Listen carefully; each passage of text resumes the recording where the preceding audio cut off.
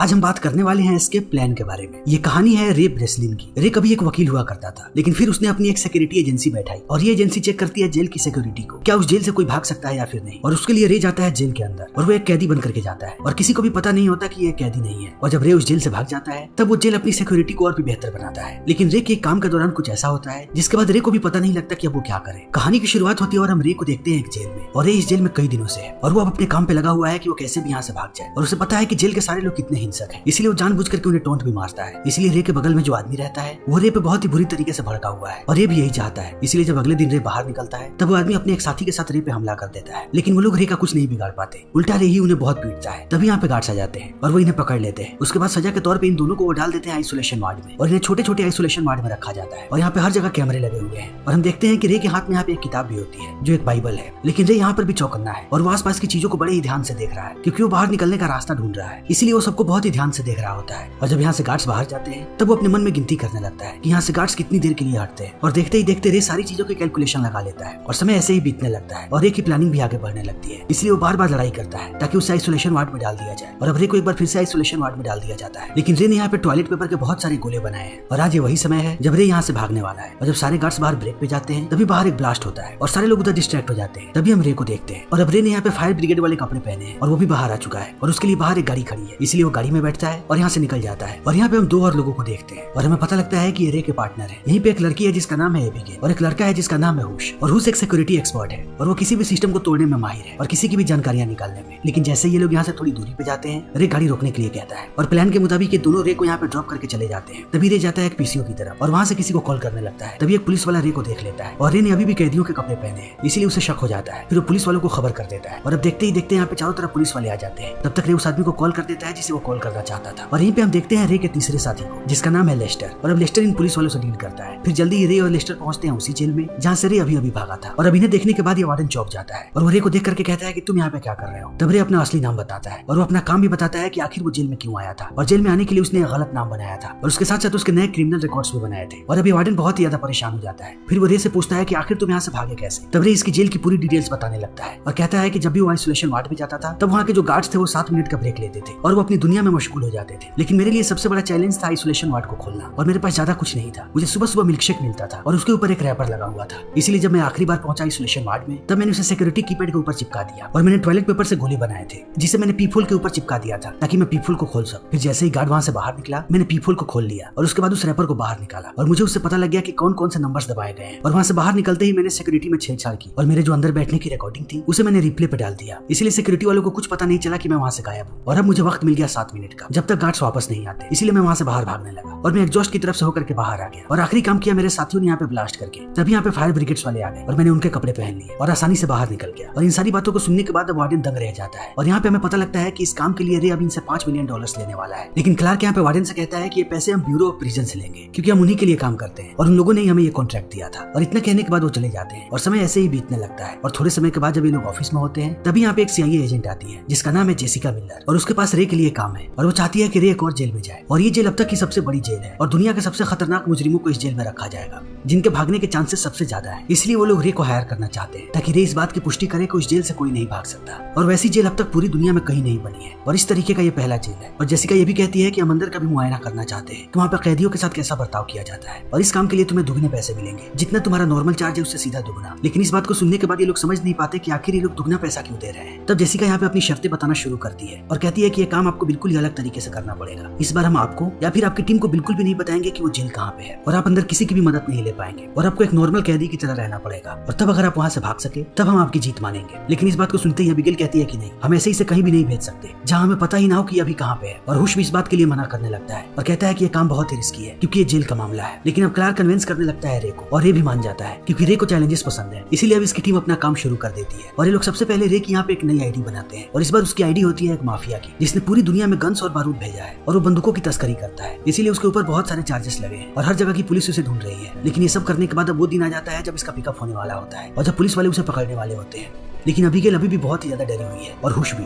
इसीलिए लोग कहते हैं कि हमें अपनी सावधानी रखनी पड़ेगी। और इतना कहने के बाद अब हुश कहता है कि मैं तुम्हारे शरीर में एक ट्रैकर लगाऊंगा, लेकिन रे इस बात के लिए मना करता है। तब ये दोनों कहते हैं कि इसके भी नाम तुम्हें नहीं जाने देंगे। तब रे भी मान जाता है और हुश रे के हाथ में एक ट्रैकर लगा देता है और अब रे यहाँ से निकल पड़ता है उस जगह पे जाने के लिए जहाँ पे उसे पुलिस वाले पकड़ने वाले हैं। और वो एकदम पॉइंट पे जाकर के खड़ा हो जाता है और ये लोग दूर से रे को देख रहे होते हैं। तभी रे के सामने आकर के एक काली वैन रुकती है और उसके अंदर से कुछ लोग निकलते हैं जो रे को जबरदस्ती भर लेते हैं उस गाड़ी में। और इन्हें देख करके बिल्कुल भी नहीं लगता कि ये पुलिस वाले हैं और यही चीज अबीगेल को भी लगती है। लेकिन जब तक ये लोग नीचे जाते तब तक वो वैन निकल जाती है और अब रे को भी इस बात का एहसास हो चुका है। इसीलिए वो उसे अपने आप को छुड़ाने की कोशिश कर रहा है, लेकिन उन लोगों ने अब पकड़ रखा है रे को और वो उसके पूरे बॉडी को स्कैन कर रहे हैं। ये कहीं उसके बॉडी में कोई ट्रैकर तो नहीं। और थोड़ी देर के बाद उन्हें ट्रैकर मिल भी जाता है। इसीलिए यहाँ का एक आदमी चाकू निकालता है और वो उसके बाजू से उस ट्रैकर को बाहर निकाल देता है। लेकिन अब रे यहाँ पे बहुत ज्यादा रेसिस्ट कर रहा होता है और वो अपने आप को छुड़ाने की कोशिश करता है। तभी लोग रे के गले पे एक इंजेक्शन देते हैं और उसे बेहोश कर देते हैं। तभी हम हुश को देखते हैं और हुश को भी पता लग जाता है कि उन लोगों ने ट्रैकर को डिसेबल कर दिया है। इसीलिए अब हुश और अबीगेल पागल होने लगते हैं। उन्हें समझ में नहीं आता है कि ये क्या हो रहा है और वो भी समझ जाते हैं कि रे अब किसी बड़ी मुसीबत में फंसने वाला है। तभी हम रे को देखते हैं जिसे किसी हेलीकॉप्टर से लेकर के जाया जा रहा है। लेकिन जैसे ही इन गार्ड्स को पता लगता है कि रे को फिर से होश आ गया है, वो लोग उसे फिर से एक इंजेक्शन देते हैं और रे फिर से बेहोश हो जाता है। और इस बार जब उसकी आंख खुलती है तब वो अपने आप को जेल के अंदर पाता है। लेकिन यहाँ का नजारा देखने के बाद वो एकदम भौचक्का रह जाता है और वो देखता है कि उसे एक ट्रांसपेरेंट सेल में रखा गया है और इसे बहुत ही अजीबोगरीब तरीके से बनाया गया है। और जब हम पूरे जेल को देखते हैं तब हमें पता लगता है कि एक बहुत ही विशाल जेल है और यहाँ पे हर तरफ गार्ड्स फैले हुए हैं और उनकी नजर हर एक आदमी की गतिविधियों पे है क्योंकि सबका सेल ट्रांसपेरेंट है। और इस चीज को देखने के बाद अब रे की हालत खराब होने लगती है और वो कोने कोने को देखने लगता है। तभी उसकी नजर पड़ती है गार्ड्स पे और वो देखता है कि सारे गार्ड्स ने यहाँ पे मास्क पहन रखा है और उन्हें देख करके ऐसा लग रहा है कि वो बहुत ही हिंसक है और बाकी जेल्स की तरह यहाँ पे कोई भी नियम कानून नहीं है। इसीलिए अब रे की परेशानियां बढ़ने लगती है। तभी रे को पेश किया जाता है यहाँ के वार्डन के सामने और यहाँ के वार्डन का नाम है हॉब्स। तब रे कहता है कि मैं हार मान गया और मैं मान गया कि तुम्हारा जेल सबसे बेहतर है, इसीलिए मैं यहाँ से बाहर जाना चाहता हूँ। और इतना कहने के बाद वो एस्केप कोड बताता है और इस बात को सुनने के बाद हॉब्स चौंक जाता है और कहता है कि तुमने क्या कहा। तब रे कहता है कि मैंने तुम्हें अभी अभी एस्केप कोड बताया है और तुम इस कोड का इस्तेमाल करोगे और उसके बाद मुझे बाहर भेज दोगे। तब हॉब्स हंसने लगता है और कहता है कि मेरी जेल से कोई भी बाहर नहीं जा सकता और अब तुम पूरी जिंदगी यहीं पर रहने वाले हो। और इतना कहने के बाद वो यहाँ से निकल जाता है। इसीलिए अब रे पागल होने लगता है और उसे इस बात का एहसास हो जाता है कि किसी ने उसे जानबूझ के वहाँ पे फंसाया हुआ है कि वो कभी भी वहाँ से बाहर ना निकले। इसीलिए अब रे हर वक्त सोच में पड़ा रहता है। इसी बीच जब वो नीचे जाता है तब वो देखता है कि यहाँ के कैदी बहुत ही हिंसक है और अब इसे कैदियों से भी बहुत ही ज्यादा परेशानी होने वाली है। लेकिन फिर भी रे कैसे भी यहाँ से बाहर जाना चाहता है। इसीलिए वो सारी चीजों को बहुत ही ध्यान से देखता है कि उसे कहीं से कोई ना कोई छोटा सा रास्ता मिल जाए। इसीलिए रे यहाँ पे घूमने लगता है। तभी यहाँ पे हम इमिल नाम के एक आदमी को देखते हैं जो अब कैसे भी रे से बातें करना चाहता है। तभी रे के पास एक आदमी आता है और वो उससे लड़ने की कोशिश करता है, लेकिन रे उसे मार करके उसका नाक तोड़ देता है। और जब उसके आदमी रे को मारने आते हैं तभी यहाँ पर आकर के इमिल खड़ा हो जाता है और वो सारे यहाँ से भाग जाते हैं। तब इमिल रे से बात करने की कोशिश करने लगता है और कहता है कि मेरे ग्रुप में शामिल हो जाओ। लेकिन रे कहता है कि मैं किसी के भी ग्रुप में शामिल नहीं होऊंगा, मैं अकेला ही ठीक हूँ। और वो फिर से अपने काम में लग जाता है और समय ऐसे ही बीतने लगता है। लेकिन धीरे धीरे इमिल उसके पास बार बार आते रहता है और ये समझ जाता है कि अगर उसे यहाँ से बाहर निकलना है तब उसे जरूर किसी न किसी का साथ लेना पड़ेगा। इसलिए वो भी इमिल से बात करने लगता है। और अब यहाँ पे रे को इस जेल के बारे में बहुत सारी बातें पता लगती है कि ये एक प्राइवेट जेल है। अगर किसी ने कोई गुनाह ना किया हो और उसका दुश्मन इन्हें बहुत सारे पैसे दे दे तभी ये लोग उसे पकड़ करके यहाँ पे बंदी बना लेंगे। और यहाँ के 80% कैदी वैसे ही हैं जिन्हें उनके साथियों या फिर दुश्मनों ने यहाँ पे भिजवाया है। इसीलिए इन बातों को सुनने के बाद अब रे और भी ज्यादा परेशान होने लगता है। फिर वो इमिल को कहता है कि अगर तुम यहाँ से बाहर निकलना चाहते हो तब मेरी मदद करो। और इमिल कहता है कि मुझे क्या करना पड़ेगा। तब वो कहता है कि मुझे आइसोलेशन वार्ड में जाना है। फिर इमिल कहता है कि हो जाएगा। और इतना कहने के बाद ये दोनों आपस में लड़ने लगते हैं। इसीलिए जल्दी इन दोनों को बंद कर दिया जाता है आइसोलेशन वार्ड में। लेकिन यहाँ का आइसोलेशन वार्ड बहुत ही गंदा है और बहुत ही खतरनाक है। ये लोग जैसे ही अंदर जाते हैं उसके बाद हम देखते हैं कि यहाँ पे बड़ी बड़ी हाइलोजन लाइट्स हैं और अब उन्हें ऑन कर दिया जाता है और उसके लाइट से ये लोग तड़पने लगते हैं और उसमें इतनी ज्यादा गर्मी होती है कि अब इनकी हालत खराब होने लगती है और वो लोग इस चीज को झेल नहीं पाते हैं। इसीलिए लोग तड़पने लगते हैं। लेकिन रे यहाँ पर भी अपना काम कर रहा होता है और वो आसपास के दीवार को देखने लगता है और उसके साथ साथ वो नीचे की परतों को भी देखता है। तभी वो देखता है कि नीचे की परतों पे स्क्रू लगे हुए हैं और इसे देख करके वो समझ जाता है कि अगर यहाँ पे स्क्रू है तब इसे खोल सकते हैं और अगर यहाँ पे दरवाजा बनाया हुआ है इसका मतलब यहाँ से नीचे जाने का रास्ता भी होगा। तभी इन्हें वार्ड से बाहर निकाला जाता है और जैसे ये लोग बाहर जाते हैं अब इमिल रे से पूछता है कि तुम्हें वहाँ पे क्या पता लगा। तब रे कहता है कि मुझे लगता है कि ये जेल समंदर के किनारे है क्योंकि यहाँ के हवा में नमी है और जब मैंने दीवार से कान लगा करके सुना तब मुझे ये चीजें महसूस हुई। लेकिन मुझे बस अब एक और चीज की जरूरत है इस बात की पुष्टि करने के लिए। मुझे एक मेटल चाहिए और अगर मुझे वो मेटल मिल जाए तब कहीं मैं उससे तुम्हें बाहर निकाल सकता। तब इमिल कहता है कि मैं तुम्हारे लिए मेटल ला दूंगा लेकिन इसमें बहुत ही ज्यादा खतरा है और उसके बाद भी अगर मैं यहाँ से रिहा नहीं हुआ तब मैं तुम्हें जान से मार दूंगा। और इतना कहने के बाद वो गार्ड से मिलता है और कहता है कि उसे हॉब्स से मिलना है और अब ये लोग इमिल को लेकर के जाते हैं हॉब्स के पास। और अब यहाँ पे हमें पता लगता है कि आखिर इन लोगों ने इमिल को बंदी क्यों बनाया है। इमिल विक्टर मैनहेम नाम के आदमी का सिक्योरिटी एक्सपर्ट था और मैनहेम को पूरी दुनिया रॉबिन हुड मानती है क्योंकि मैनहेम ने दुनिया के सबसे अमीर लोगों को लूटा है और उनके सारे पैसे गरीबों में बांट दिए हैं। और अभी मैनहेम के पास बहुत सारे पैसे हैं इसीलिए बहुत सारे लोगों ने इमिल को पकड़वा दिया ताकि इमिल उन्हें बता दे कि मैनहेम कहाँ पे है और उसके सारे साथी भी, क्योंकि अगर इन लोगों ने मैनहेम को पकड़ लिया तब इन्हें अरबों डॉलर्स मिलेंगे और हॉब्स भी यही चाहता है। इसीलिए वो इमिल से ये बातें पूछने लगता है लेकिन इमिल बातें बनाने लगता है और इस बात को सुनने के बाद हॉब्स गुस्सा हो जाता है। इसीलिए वो अपने साथियों को कहता है कि इसे सजा दो। फिर वो लोग इसके मुंह में एक पाइप डाल देते हैं जिससे बहुत सारा पानी गिर रहा होता है और अब देखते ही देखते इसकी सांसें बंद हो जाती आती है तब वो लोग पाइप को हटा देते हैं। तभी हम देखते हैं कि इमिल यहाँ पे पड़ी हुई एक मेटल उठा लेता है और वो इसी काम के लिए यहाँ पे आया था और उसका काम हो गया। इसीलिए वो मेटल लेकर के नीचे पहुंचता है रे के पास और उसे मेटल देकर के कहता है कि अब तुम इसका क्या करोगे। तब वो कहता है कि अगर तुम मेटल के ऊपर टूथपेस्ट लगा दो और उसे हाइड्रोजन के सामने रखो तब उससे जो किरणें निकलती हैं उनका तापमान 200 डिग्री से ऊपर होता है और उस वार्ड के नीचे जितने भी स्क्रू लगे हुए हैं उन सब में जंग लगा होगा और अगर उन पे इतनी तेज रोशनी पड़ेगी तब वो अपने आप खुलने लगेंगे। इसीलिए अब मुझे फिर से आइसोलेशन वार्ड में जाना पड़ेगा। और इस बात को सुनने के बाद अब ये दोनों फिर से लड़ने लगते हैं और ऐसा ही होता है। यहाँ पे गार्ड्स आते हैं और इन्हें फिर से डाल देते हैं आइसोलेशन वार्ड में। लेकिन रे ने यहाँ पे इमिल को समझा करके भेजा है कि वो 5 मिनट के लिए सबको डिस्ट्रैक्ट करे और इमिल ऐसा ही करने लगता है। तभी हम देखते हैं कि रे अपने मुंह में टॉयलेट पेपर छुपा करके लाया होता है जिसे वो अपने आइसोलेशन वार्ड के कैमरे पे चिपका देता है। लेकिन उससे पहले उसने पिघला करके सारे के सारे स्क्रू खोल दिए हैं और अब वो नीचे जाता है। तब तक इमिल यहाँ पे वार्डन को उलझा करके रखता है और इसी तरीके से रे धीरे धीरे बाहर जाने लगता है। और वो बहुत देर के बाद रास्तों को पार करके जैसे ही बाहर निकलता है उसे पता लगता है कि वो एक बहुत बड़े जहाज पे है और ये जहाज समंदर के बीचों बीच है। और इन सारी चीजों को देखने के बाद वो ये भी नहीं समझ पाता है कि आखिर ये जहाज कहाँ पे है। इसलिए वो निराश होकर के वापस आने लगता है। तब तक यहाँ पे सब जगह पानी भरने लगता है क्योंकि रे से गलती से एक टूटी टूट जाती है। इसलिए सारे के सारे गार्ड सब सारे के सारे आइसोलेशन वार्ड्स को खोल रहे होते हैं और रे भी ऊपर आ रहा होता है। और जैसे ही लोग रे का वार्ड खोलते हैं तब तक रे ऊपर आ चुका होता है। और अब यहाँ से जाने के बाद वो मिलता है इमिल से। तब इमिल पूछता है कि हम कहाँ पे हैं। फिर वो बताता है कि हम लोग एक बहुत बड़े जहाज पे हैं, लेकिन ये जहाज कहाँ पे है हम बिल्कुल भी नहीं जानते क्योंकि अभी हम समंदर के बीचों बीच है। इसलिए अब रे को कुछ भी समझ में नहीं आ रहा होता है। लेकिन वो कहता है कि मुझे थोड़ा समय चाहिए, मैं इसका रास्ता निकाल लूंगा। और अब समय ऐसे ही बीतने लगता है और रे और इमिल ऐसे ही प्लानिंग करने लगते हैं। लेकिन अब दूसरी तरफ हॉब्स को भी शक हो जाता है रे पे, इसीलिए वो अपनी खोजबीन शुरू कर देता है। और अब हॉब्स को सारी बातें पता लग जाती है कि रे जेल तोड़ करके भागने में कितना ज्यादा माहिर है। और यहीं पर हम रे को क्लार्क से भी बात करते हुए सुनते हैं और हमें पता लगता है कि क्लार्क मिला हुआ है रे से और उसी ने ये सारा का सारा षड्यंत्र रचा है। इसीलिए अब हॉब्स पीछे लग जाता है रे के और वो उसका जीना दुश्वार कर देता है। वो उसे रात रात भर नहीं सोने देता है और वो उसकी ऐसी हालत कर देता है कि रे कुछ भी नहीं सोच पाता है। और वो 24 घंटे रे पर नजर रखता है क्योंकि वो जानता है कि रे कोई प्लानिंग कर रहा होगा। और जल्दी रे को भी इस बात का आभास हो जाता है कि वो यहाँ से बाहर नहीं निकल पाएगा। इसीलिए जब एक दिन हॉब्स उसके पास आता है तब वो उससे कहता है कि मेरे पास तुम्हारे लिए एक ऑफर है, अगर तुम मुझे यहाँ से बाहर जाने दो तब मैं तुम्हारे लिए मैनहम का पता बता सकता हूँ क्योंकि इमिल मेरा बहुत ही अच्छा दोस्त है और वो मुझ पर विश्वास करने लगा है और वो बहुत ही तगड़ा आदमी है। तुम लोग उसकी जान भी ले लोगे फिर भी वो मैनहम के बारे में नहीं बताएगा, लेकिन अगर मैं उससे पूछूं तब वो धीरे धीरे मुझे सारी बातें बता देगा। तो सोच लो तुम्हें क्या चाहिए, क्योंकि जिसने भी मुझे यहाँ भेजने के लिए तुम्हें पैसे दिए हैं, अगर तुम मैनहम को पकड़ लो तो तुम्हें उससे कई गुना ज्यादा पैसे मिलेंगे। तो अब निर्णय तुम्हारा है। फिर इन सारी बातों को सुनने के बाद हॉब्स कहता है कि ठीक है, अगर तुम मुझे मैनहम का पता बता दो तब मैं तुम्हें यहाँ से जाने दूंगा। इसीलिए अब एक बार फिर से काम पे लग जाता है। तभी दूसरी तरफ हम देखते हैं एबिगेल को और एबिगेल बहुत ज्यादा परेशान हो रही होती है क्योंकि उन्हें जो $5 मिलियन का चेक मिला था वो चेक भी होल्ड पे चला गया है। इसीलिए वो क्लार्क से बात करने जाती है, लेकिन क्लार्क उसे रुकने के लिए कहता है और ये भी कहता है कि ऐसा होते रहता है। इसीलिए अब एबिगेल को भी क्लार्क पे शक होने लगता है। तभी दूसरी तरफ हम रे को देखते हैं जो काम पे लगा हुआ है और उसने इमिल को ये सारी बातें बता दी हैं कि उसने हॉब्स के साथ क्या सौदा किया है। इसीलिए वो बीच बीच में हॉब्स से मिलता है और उसे मनगढ़ंत कहानियां सुनाता है, जिन कहानियों में थोड़ी बहुत सच्चाई भी होती है जो उसे इमिल बताता है ताकि हॉब्स का विश्वास बना रहे। इसी बीच इमिल पूछता है कि आखिर दुनिया का ऐसा कौन सा आदमी होगा जो हमेशा जेल में आना चाहेगा और तुम ये काम क्यों करते हो। तब रे यहाँ पे अपनी पूरी कहानी बताता है कि वो पहले एक वकील हुआ करता था, लेकिन उसने एक बहुत बड़े मुजरिम को सजा दिलवाई, लेकिन वो मुजरिम जैसे ही जेल गया उसके बाद वो वहाँ से भाग गया क्योंकि वो जेल से भागने में एक्सपर्ट था। और फिर उसने मेरे परिवार को ढूंढ लिया और मेरे बीबी और बच्चों को मार दिया। तब से मैं जेल की सेफ्टी पे काम करने लगा ताकि कोई भी मुजरिम कभी भी जेल से ना भाग सके। लेकिन अब रे का अगला टारगेट है कि वो इस जगह के लोकेशन का पता लगाए। इसीलिए वो एक छोटा सा कंपास बनाता है और कहता है कि इस कंपास को ऊपर लेकर के जाना पड़ेगा और ये काम सिर्फ और सिर्फ जावेद कर सकता है। और जावेद यहाँ का एक कैदी है जो इमिल को बिल्कुल भी पसंद नहीं करता, लेकिन रे कहता है कि उसे बाहर निकलने का लालच दो। और जब इमिल उससे बात करता है तब जावेद भी मान जाता है और अब जावेद जाता है हॉब्स के पास और उसे कुछ जानकारियां देता है और बदले में कहता है कि मुझे खुले आसमान के नीचे नमाज पढ़नी है और हॉब्स भी मान जाता है। इसीलिए लोग रात को जावेद को भेजते हैं छत पे और वहाँ अब जावेद उस कंपास का इस्तेमाल करता है और वो सारे के सारे नंबर्स लिख करके लाता है जिसमें लॉन्गिट्यूड्स और लैटिट्यूड्स होते हैं। और जब रे उन्हें देखता है तब उसे पता लगता है कि वो मोरक्को के नजदीक है। इसीलिए अब रे ये सारी बातें बताता है इमिल को और कहता है कि हमें किसी तरीके से इस लोकेशन को बाहर भेजना पड़ेगा अपने किसी आदमी के पास जो हमें यहाँ तक पिक करने के लिए आ सके और वो आदमी मोरक्को के आसपास का ही होना चाहिए, तभी कहीं हम यहाँ से बाहर निकल पाएंगे। तब इस बात को सुन के इमिल कहता है कि मोरक्को का मेरा एक दोस्त है जिसपे मेरे बहुत सारे एहसान है और अगर उसके तक ये संदेश पहुंच जाए तब वो मुझे लेने के लिए जरूर आएगा। लेकिन अब इनकी सबसे बड़ी समस्या है कि ये संदेश को भेजेगा कौन। तब रे कहता है कि यहाँ का डॉक्टर। इसीलिए अब इमिल रे के पैर पे एक घाव दे देता है और ये जैसे उस डॉक्टर से मिलता है वो उसे अपनी सच्चाई बताता है और वो अपने द्वारा लिखी हुई एक किताब के भी बारे में बताता है जो वार्डन के ऑफिस में होती है। और जब वो डॉक्टर उस किताब को पढ़ करके आता है तब वो बहुत ज्यादा सरप्राइज हो जाता है क्योंकि रे उसे बताता है कि उस किताब को मैंने ही लिखा है। और अब वो उसे पूरी सच्चाई बताने लगता है और उसे वो संदेश भी देता है और डॉक्टर भी इनकी मदद करने के लिए मान जाता है। इसीलिए अगले दिन वो संदेश भेज देता है और ये संदेश पहुंच जाता है इमिल के दोस्तों के पास। इसीलिए अब वो घड़ी आ जाती है जब ये लोग यहाँ से बाहर निकलेंगे, लेकिन बाहर निकलने से पहले यहाँ पे इन्हें बहुत बड़ा हंगामा करना है ताकि सारे के सारे गार्ड्स यहाँ पे आ जाए और ये तीनों चुपके से निकल सके। और ऐसा ही होता है, जब यहाँ पे चारों तरफ अफरा तफरी मचती है तब इसी बीच ये तीनों निकल जाते हैं। लेकिन जल्दी ही हॉब्स को ये बात पता लग जाती है, इसीलिए वो अपने सारे गार्ड्स को भेजता है इन तीनों के पीछे और सारे लोग इन तीनों पे गोलियां चलाने लगते हैं और ये लोग ऐसे ही भागते जाते हैं। तब रे सबसे पहले यहाँ के सीसीटीवी कैमराज को बंद करता है, लेकिन हॉब्स बहुत ही चालाक है, वो जल्दी यहाँ के सारे दरवाजों को लॉक करवा देता है। तभी जावेद को भी गोली लग जाती है और इन सारी चीजों को देखने के बाद रे कहता है कि तुम ऊपर जाओ और अब मैं जा रहा हूँ कंट्रोल रूम में और मैं जल्दी यहाँ के सारे सिस्टम्स को बंद कर दूंगा, तब तुम दोनों ऊपर निकल जाना। तभी हम देखते हैं कि इमिल के साथी भी यहाँ पे हेलीकॉप्टर लेकर के आ चुके हैं और इतना कहने के बाद अब रे निकल जाता है। तब इमिल जावेद को अपने साथ चलने के लिए कहता है, लेकिन जावेद कहता है कि मुझे गोली लगी है और और मैं मरने ही वाला हूँ, इसीलिए मेरा जाना किसी काम का नहीं है, तुम जाओ, तब तक मैं इन लोगों को रोकता हूँ। इसीलिए अब एमिल यहाँ से निकल जाता है और जावेद बंदूकों से इन सारे गार्ड्स को रोकने लगता है, लेकिन देखते ही देखते ये सारे के सारे गार्ड्स उसे भून करके रख देते हैं। तब तक रे पहुंच जाता है कंट्रोल रूम में और वो सारे के सारे दरवाजों को खोल देता है और एमिल चला जाता है ऊपर, लेकिन अब हॉब्स फिर से सिस्टम को एक्टिवेट कर देता है, इसीलिए सारे के सारे दरवाजे बंद होने लगते हैं। तब तक ऊपर एमिल हेलीकॉप्टर में चला जाता है और वो सारे गार्ड्स पे गोलियां चलाने लगता है, लेकिन अब हॉब्स देखता है कि यहाँ के सारे दरवाजे बंद हो चुके हैं, लेकिन फिर भी उसे रे नजर नहीं आ रहा, इसीलिए वो सोचने लगता है कि अब रे क्या प्लानिंग कर रहा है। तभी हम रे को एक टंकी में देखते हैं और यहाँ पे हमें रे की मास्टर प्लानिंग पता लगती है। उसने एग्जॉस्ट को शेड्यूल कर दिया था जब टंकी का सारा पानी बाहर गिरने वाला है और हॉब्स इस बात को समझ जाता है, लेकिन जब तक वो इस बात को समझता तब तक यहाँ का फ्लश ऑन हो जाता है और उसी पानी के साथ रे भी बाहर बह जाता है और वो ऊपर तैरने लगता है। तभी एमिल उसे देख लेता है, इसीलिए वो उसके लिए नीचे सीढ़ियां फेंकता है। तब रे सीढ़ियों से लटक जाता है हेलीकॉप्टर के नीचे। तब तक हॉब्स ऊपर आ चुका होता है, इसीलिए वो अंधाधुन इन पे गोलियां चलाने लगता है। तब रे एक बंदूक मांगता है और वो देखता है कि नीचे ही बहुत सारा केमिकल पड़ा हुआ है, इसीलिए वो उन केमिकल्स पे गोली चलाता है और यहाँ पे एक बड़ा सा ब्लास्ट होता है और इसी ब्लास्ट में हॉब्स भी मारा जाता है और ये लोग यहाँ से निकल जाते हैं और पहुंचते हैं मोरक्को। तभी रे यहाँ पे देखता है जेसिका को और उसे देखते ही वो समझ जाता है कि जेसिका कोई भी CIA एजेंट नहीं है। और अब यहाँ पे उसे एक और बात पता लगती है कि एमिल ही मैनहम है और वो अब तक सबको बेवकूफ बना रहा था और उसने जानबूझ के अपनी आइडेंटिटी छुपाई थी और इसकी बेटी ने ये सारी प्लानिंग की थी और जैसा नाम रे को दिया गया था वो नाम एक कोडवर्ड था एमिल के लिए, इसलिए एमिल ने जैसे ही रे का नाम सुना वो समझ गया कि यही आदमी उसे बाहर निकाल सकता है। फिर वो रे के साथ लग गया और उसका दोस्त बन गया, इसीलिए अब रे इन सारी बातों को सुन करके हंसने लगता है और कहता है तब ये सारा का सारा काम सिर्फ तुम्हें छुड़ाने के लिए हुआ है। और जेसिका कहती है कि हाँ, लेकिन जेसिका की भी मुसीबतें बढ़ा दी थी क्लार्क ने, क्योंकि क्लार्क मिला हुआ था हॉब्स से, इसीलिए अब रे यहाँ से वापस जाता है। तभी उसे एबिगेल बताती है कि पुलिस वालों को पता लग गया है उस जेल के बारे में, जो जेल समंदर में था, इसीलिए वहाँ पे उनका रेड पड़ा है और अब पूरे जेल को बंद कर दिया जाएगा। और उसके साथ साथ अब इन लोगों ने क्लार्क के बारे में भी सारी बातें पता की है कि क्लार्क उस जेल का CEO बन गया था और उन लोगों ने उसे साल में $5 मिलियन